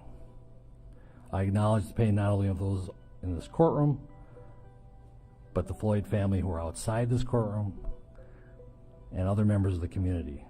It has been painful throughout Hennepin County, throughout the state of Minnesota, and even the country. But most importantly, we need to recognize the pain of the Floyd family. I'm not like Chauvin's mom to be profound or clever, because it's not the appropriate time. I'm not basing my sentence also on public opinion. I'm not basing it on any attempt to send any messages. A trial court judge, the job of a trial court judge is to apply oh yeah, I hate paperwork. Specific facts and to deal with individual cases. And so, Mr. Chauvin, as to count one, based on the verdict of the jury, finding you guilty of unintentional second-degree murder while committing a felony under Minnesota Statute 609.19 subdivision 2 paren 1, It is the judgment of the court that you now stand convicted of that offense. Pursuant to Minnesota Statute Section 60904, counts 2 and 3 will remain unadjudicated as they are lesser offenses of count 1. As sentenced for count 1, the court commits you to the custody of the Commissioner of Corrections for a period of 270 months. That's 270. That is a 10-year addition to the presumptive sentence of 150 months. This is based on your abuse of a position of trust and authority, and also the particular... So he's going to split the difference. You're granted credit for 199 days already served. Pay the mandatory surcharge of $78 to be paid from prison wages. You're prohibited from possessing firearms, ammunition, or explosives for the remainder of your life. Provide a DNA sample as required by law. Register as a predatory offender as required by law. What did they say, 270? Copy of the order and also the attached memorandum explaining the court's analysis. Anything further from the state? 22 years. If this needs to be decided, we just ask that it be executed forthwith. Defendant is remanded to the custody of the sheriff to be transported back to the DOC or whichever custody. 22 and a half years to be correct. All right. Thank you. We are adjourned. Derek Chauvin sentenced to 20 there you go. years in prison in the killing of George Floyd. That is above what would be a typical sentence for this crime, but the judge agreed with prosecutors that there was typical sentence plus 10 years. Added to the time. He said that Derek Chauvin gets credit for the 199 days already served. I feel pretty good about that. Lengthy prison sentence. Now, I stand behind, like, he is probably not going to see the light of day. The tax fraud charges, the federal charges. Typical. Mary Beth Albright, let's go to you for the abuse of the teenager. On this sentence. You sure you were the one that got what? You got the close without going over. You got the closest without going over. You won the showcase showdown on The Price is Right. The penny bags. That I have written that is going into the record. They have not posted that yet on the Minnesota. I think that's fair of the judge. What do you guys think? I thought it was interesting that he reiterated that the role of a judge is to apply the law to specific facts. It's not to send messages about splitting the difference between the defense, which was asking for the and so what the sentencing guidelines asked for. Really looking forward to. And the prosecution, which was asking for 30. Interested to read that 20. I think that's fair. I guess. I don't know. He said that the aggravated sentence because this is a higher sentencing than the guidelines would ask for, is abuse. You would kind of think a life sentence would be at least in consideration for a murder charge. Of the murder of George Floyd. So that's what we're going to take a look for when we read that opinion. Libby? This is live breaking news from the Washington Post. The latest is this. Derek Chauvin has been sentenced to 22 years in prison. That's based on abuse of a position of trust and showing a particular cruelty to George Floyd. We just heard Judge Peter Cahill address the pain in the community. He said he will issue most of his analysis in writing, so we'll be looking for that. No, as I said, like, he has probably spent the last couple months in the judge, as Mary Beth in the jail in Minneapolis, or possibly a state within this courtroom, and within the experiences of George Floyd and facility the somewhere carried out awaiting Derek Chauvin going to prison. They'll actually be in the trial, which concluded in April. Taking a bus, not taking into account the rest of it, but still wanted to acknowledge really the global facility. Felt as probably like tomorrow. They'll transport absolutely. him tomorrow. I think that speech from Judge Cahill is very much one you'd expect from someone who doesn't want the defendant to kind of win on appeal, to throw out that conviction or to get some kind of mistrial. It was like you have to have like a premeditation or something. The legal framework. He already has laid out his thinking. I just like that seems like a. Get the kind of the law. Given the sentences that they give out for drug dealing and shit, that seems like a really light sentence for a fucking murder. Was not on trial here. Derek Chauvin was in this case. And 14 years. I had said for second-degree murder. That the sentence was likely to be 18 to 22 years. It sort of makes sense that this is where he ended up based on sort of the various factors. He seemed unlikely, based on his previous rulings and sentences, to go the full 30 that the prosecution wanted, and he certainly wasn't going to go below the 12 that the guidelines called for. So this is basically... I'm sorry, my bad. I thought the guidelines called 14. Beyond what the sentence would suggest, but slightly less than double the sentencing guideline. Let's go now to Joyce Coe, who's reporting from George Floyd Square in Minneapolis. So Joyce, what's the reaction there as you stand right outside Cup Foods, where this all started, Joyce?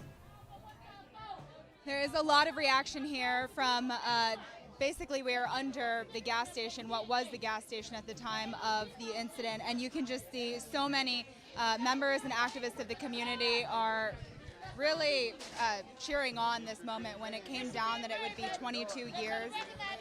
A lot of the activists here were pretty satisfied with that sentence. Let me see if I can get one of them to talk to us. Can we talk to you about how you feel about this 22-year sentence? 22 years sentence, I feel, you know what, God, like I tell people. A new car! This happened. The Hyundai Sonata!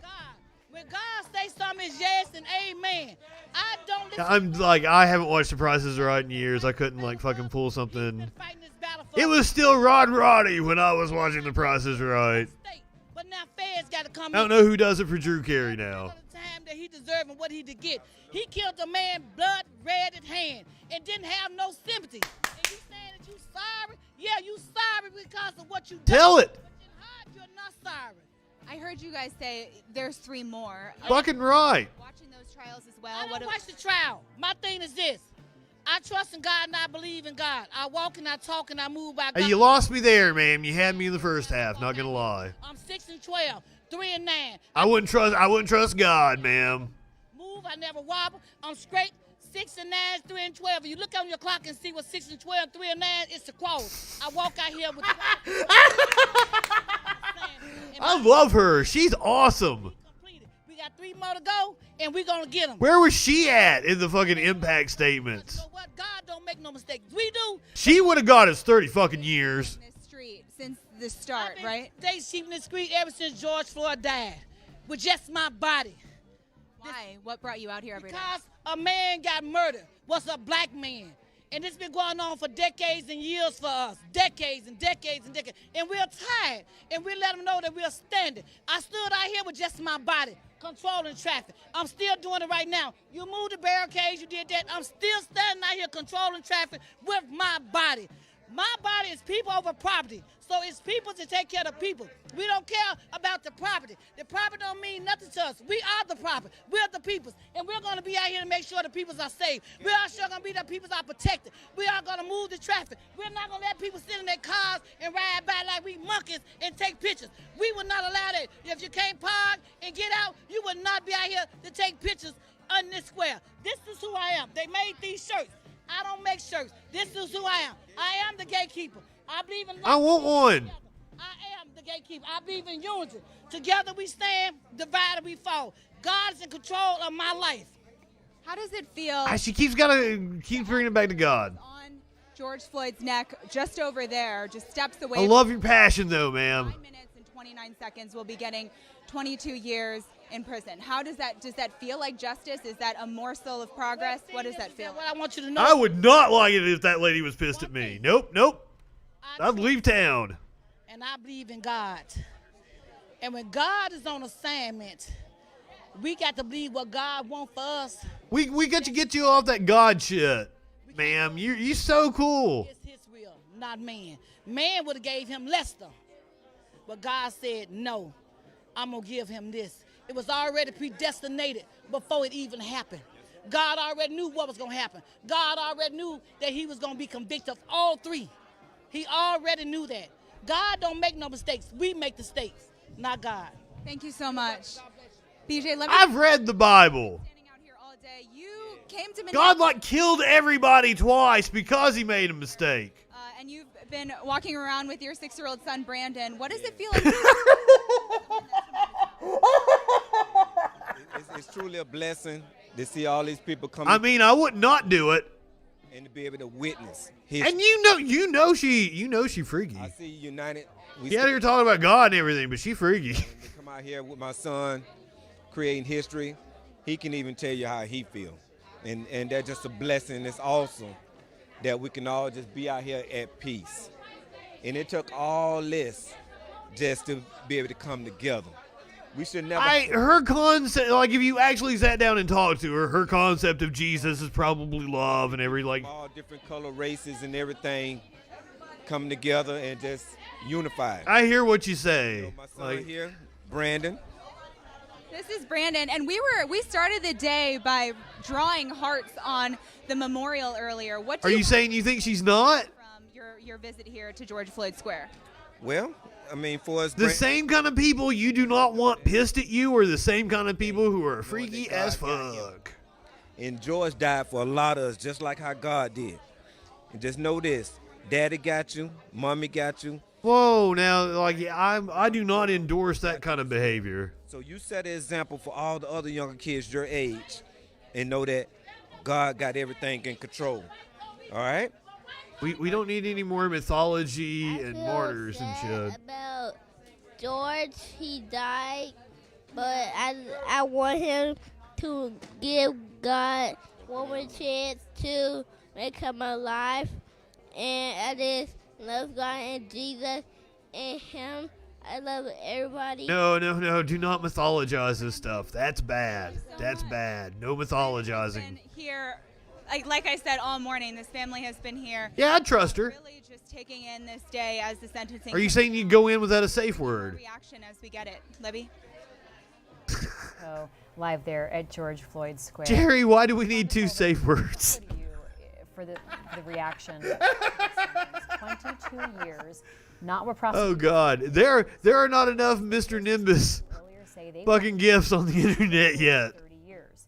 Derek Chauvin, 67 years old. If he were to serve all of that time, he's not going to serve it. Lenient sentence. This does go beyond 9 to 13 is what he's going to serve. It's not what prosecutors wanted to see, Rhonda. Yeah, I'm thinking when I hear 22 years, I'm thinking about. Why do we need 2 safe words, Jeri? Had she not captured that almost 10 minutes of Chauvin. Okay, if I was the judge and I was going into today and I was going to give him 22, like if I heard his mom speak, I would have been like, fuck this, 30. You would have had a conviction. 30 fucking years. That shows you that I think one of the people, Joyce. Or I would have got up on the bench and been like, well, I'm not going to give you 30 years. I'm going to give you 29. Policing and Black Americans. So there were many George Floyds before this George Floyd. However, it was caught on. He may get he may get McAfee'd. Is that what you're saying? Leading to this type of sentence. That's because we all saw a. Everybody's sharing out the tweet that McAfee made about if I hang myself, I was Epstein or whatever. But apparently his health and mental health deteriorated quite a bit while he was in prison, and that he was going. And I will tell you. For jail, whatever it was, a Spanish jail, Alexander, crime and courts reporter for the a Washington. cotillion jail, Catalina. I stumbled on that the other night. I didn't know. Give us some perspective. What the specific term was. Sure. One thing that really jumped out at But me. apparently, he was going nuts, and I will tell you, longest amount of time. I've had to spend 2 days in jail I've had to spend a day in jail on 2 separate occasions. This case, according to what I'm seeing here. Just one day about drove me fucking nuts. I think it's torture. Involving a 15-year-old young man. So I can't imagine what it's like to be a rich, privileged asshole to get locked up in October. This is a 22.5 year. Spent all the way to June 3rd, 22nd when he died. Amount of time that a on-duty police officer. And then be told, no, you're going back to the U.S. because jail in Spain would be bad enough because just sitting around with nothing to do sucks, especially when you're a privileged, rich asshole. But no, you're getting told you're getting extradited back to the U.S. He's also facing a A federal. lot of countries won't extradite to the U.S. because our jails and prisons don't meet minimum humanitarian standards. So I can totally see Al McAfee was like, yep, nope, not going to do that. Up to the state Court of Appellate. He got a taste of what it's like the last, What he did. what, More about that, Keith. 8-9 months? To at least say a little bit. You know, he did He's like, I'm not going to do years of that in the U.S. Fuck no. there as he spoke.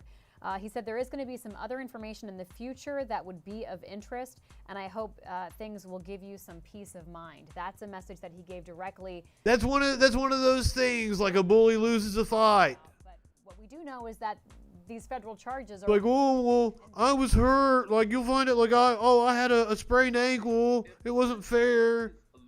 New information come out. Paints it in a different light now, doesn't it? Illuminating. Why wasn't it used during this trial before? When it really should have counted. Exactly. Theatrics? I don't know if they discovered something. Theatrics. That they did not discover. Now, in a civil case, if the family does get to sue, which I assume they will, which I mean, they're gonna get their money from the city. They're not gonna get their fucking money from Chauvin. I will say. But I would assume they still will sue. He'll be named in the complaint, in the civil complaint. Was the fact that Chauvin looked at each and every person who spoke. He turned his whole body and looked at the Floyd family, and that's struck me. Oftentimes, when you see individuals who are convicted of murder, oftentimes that person will sit, look, and will look directly at the judge, won't look to the left or to the right, will look straight ahead, and that immediately jumped out at me. That Chauvin is looking at these individuals and looking them in the eye.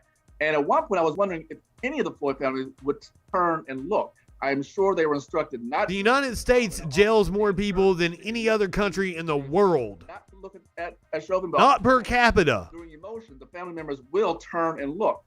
And oftentimes, that eye contact, that emotion will make somebody even get even more emotional. So I was very struck. I do have a Discord server. It's down in the description. The entire time, looking at each and every member of the Floyd family as they spoke. That really jumped out at me.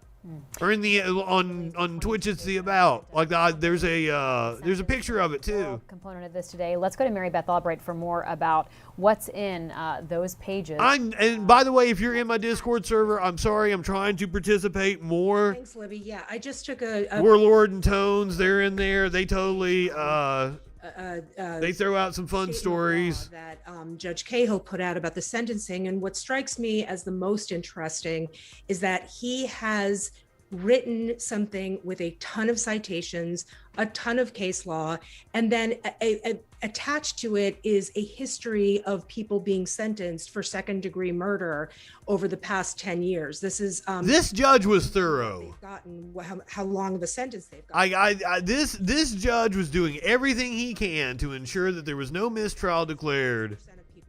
That there's not going to be room for an appeal. I mean, the defense is going to appeal anyway. I mean, that's their job.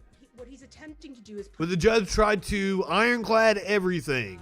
Piece of legal show no sense of that on appeal bias cannot be turned down. And so yeah. The fact that he wrote this 22-page.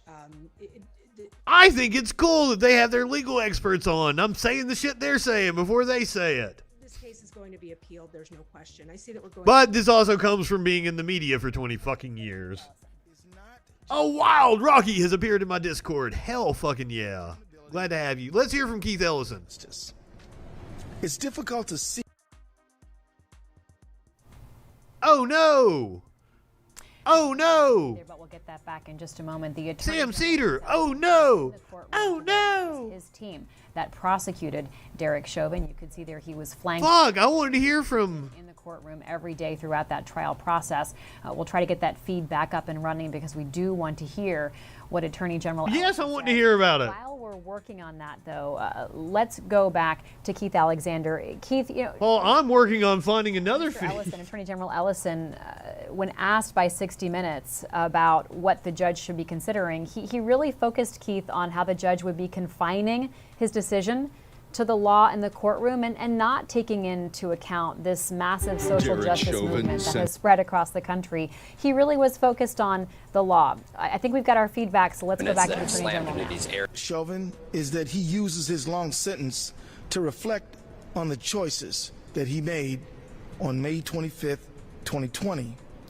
My hope is that he will find it within himself to acknowledge the impact of his choices on George Floyd, his family, his fellow police officers, and the world.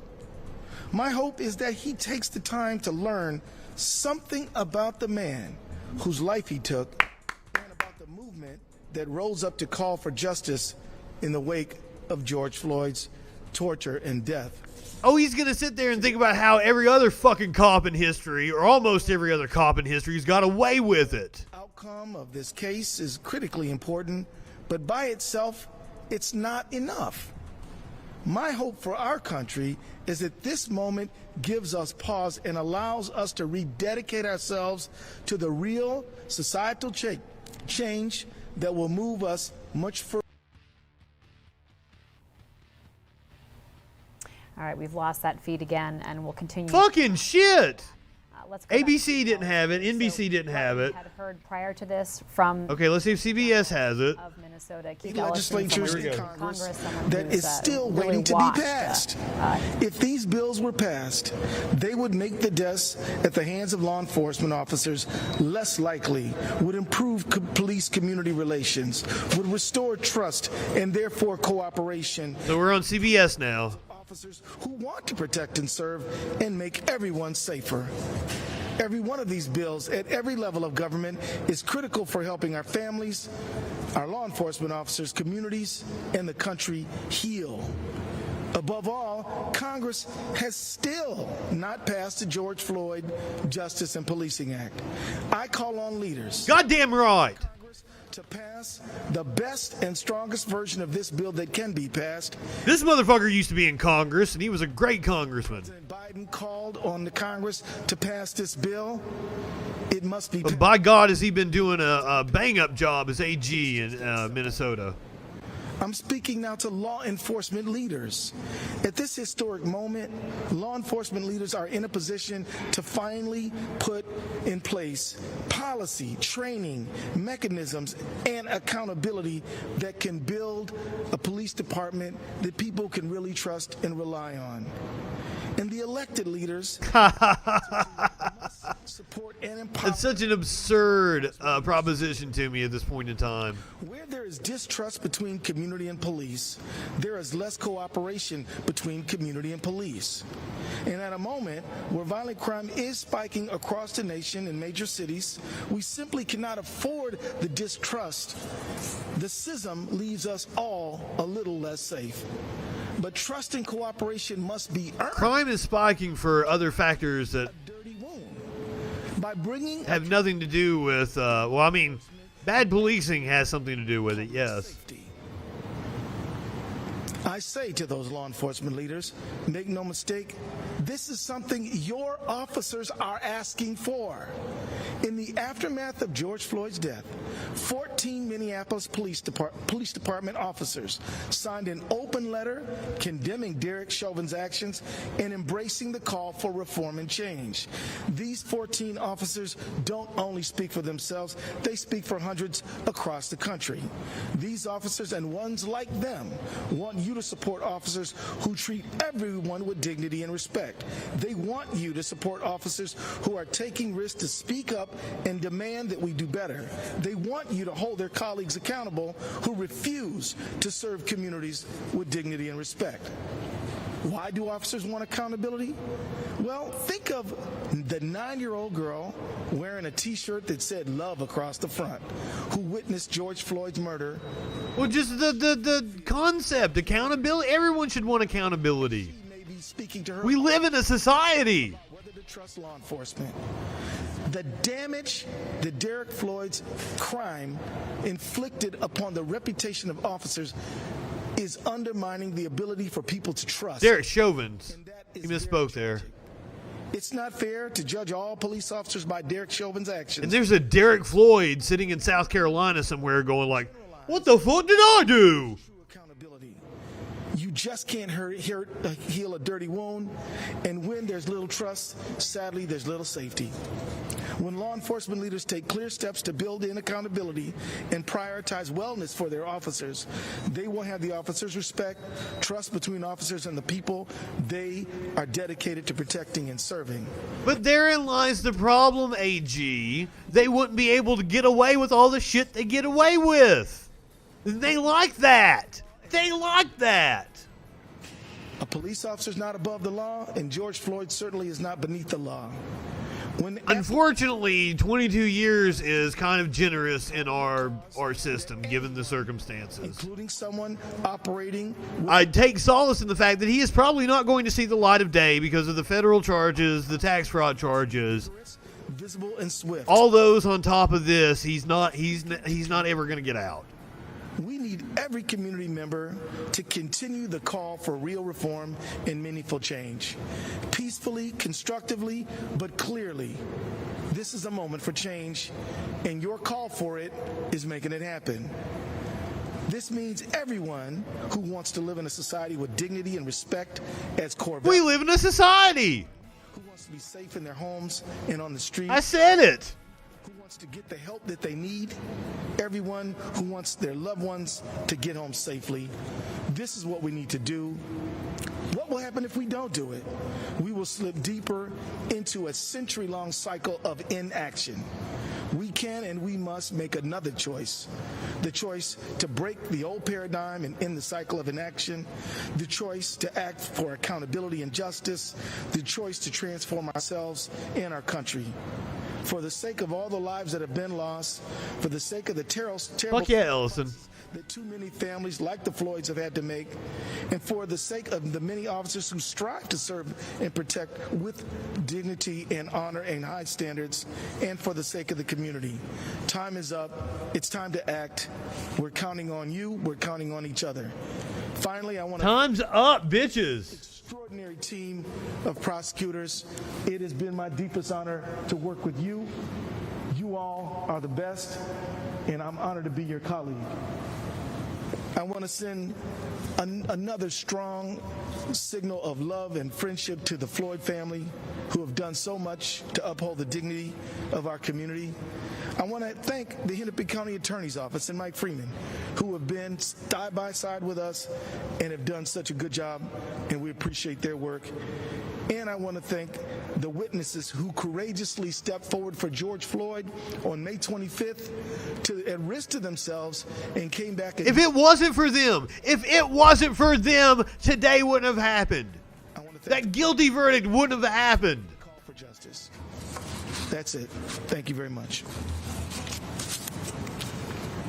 And that's the sad part. It took the citizens turning in the cops. The cops tried to cover it up.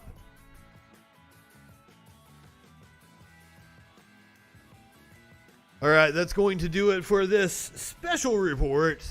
I don't really have any of the comparable channels to mine on right now because I'm usually not on at this time. So I'm going to dump you guys with the surfs and see if I can get some follows off of the surfs. And also the surfs are fucking cool. So I will be back probably with an abbreviated show tonight. Same troll time, same troll place. Go ahead, light one up, tip one back. It's all right to have a little fun before you hit the sack. We're going to take a mid-afternoon nap, I guess. I'm Justin Freakin. We will see you later on the Troll Patrol. Fuck yeah, I'm going to be on later. I don't know what time it is your time. It's 8 p.m. Eastern, 5 Pacific. I'm Justin Freakin. We'll see you later on tonight on the Troll Patrol. Live.